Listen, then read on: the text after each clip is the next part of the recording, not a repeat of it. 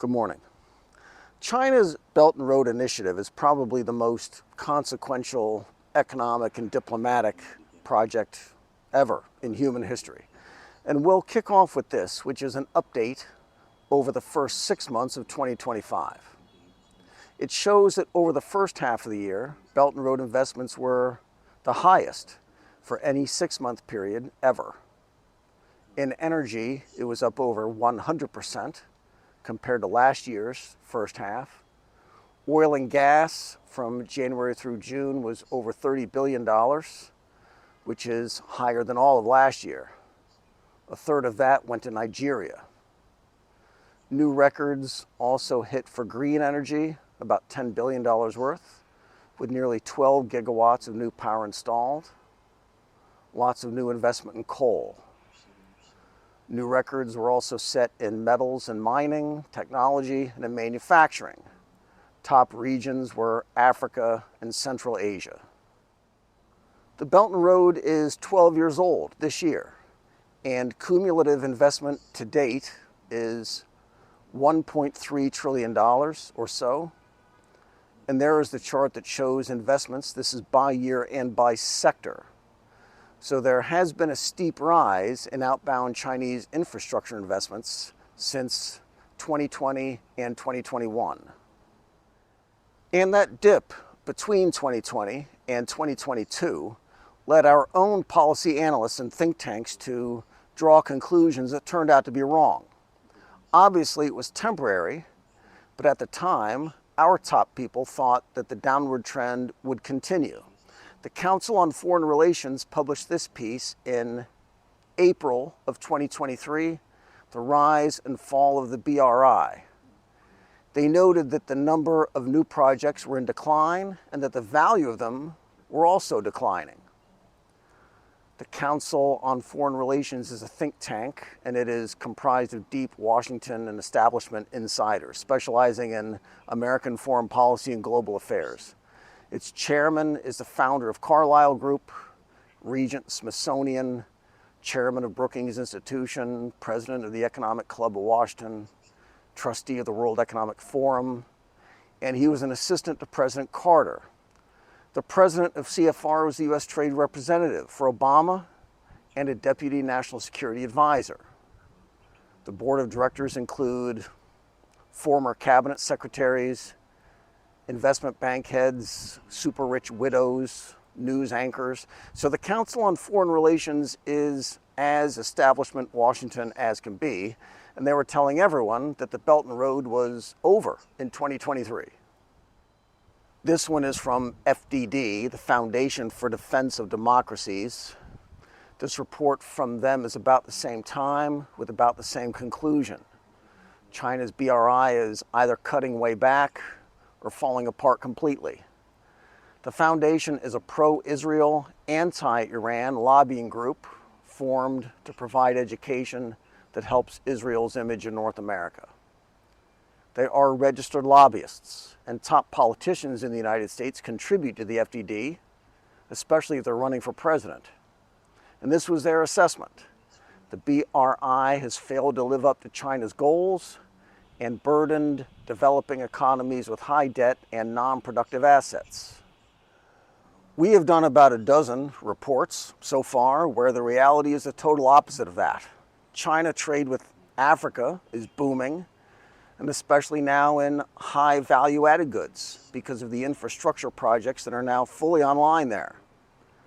The new ports in South America are transforming supply chains and putting North American farmers out of business, for example. So this report is even worse. The BRI has been a victim of opacity and lack of centralized coordination. Beijing unleashed a funding bonanza, but without a centralized function that would ensure the money was well used. We'll stop there and just ask, does that sound anything like what your understanding of China is?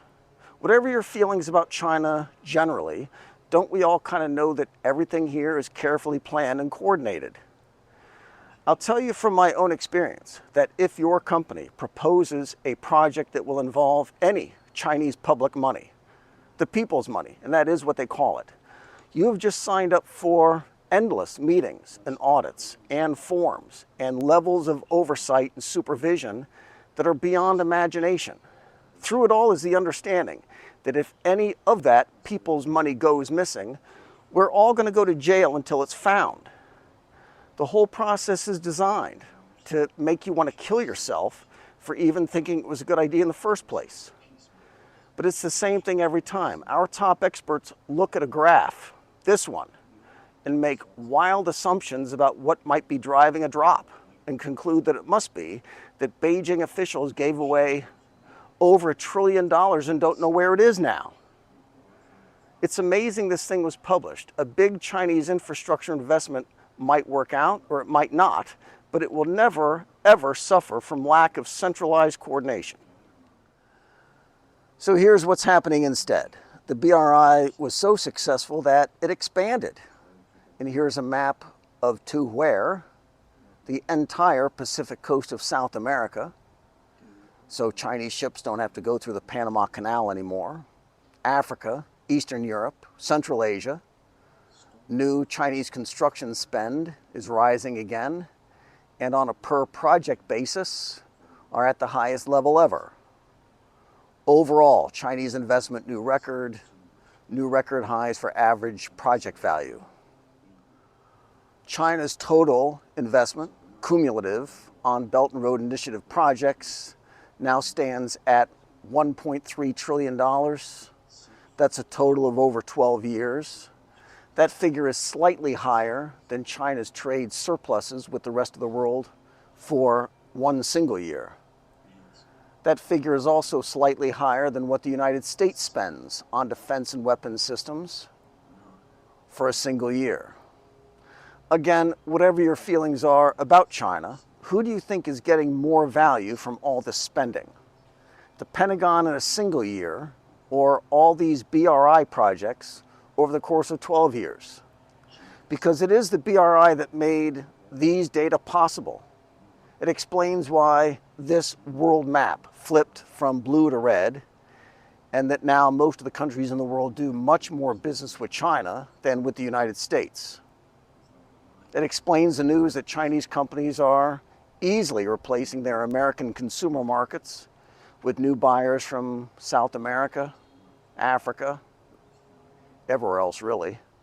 It explains why every time there is a BRICS summit, new countries want to sign up. These $1 trillion went a long way. They changed literally everything. And 2 years ago, our top people really believe they turned the thing off. This is Macau. Be good.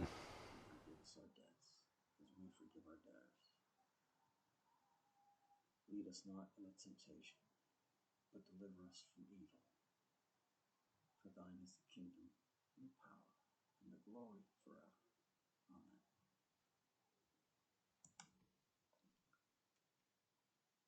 Father, thank you for this precious brother who has come. Thank you for making him a man of integrity and honor and wisdom. Thank you for making him a brother. Empower him. Fill him with your Holy Spirit.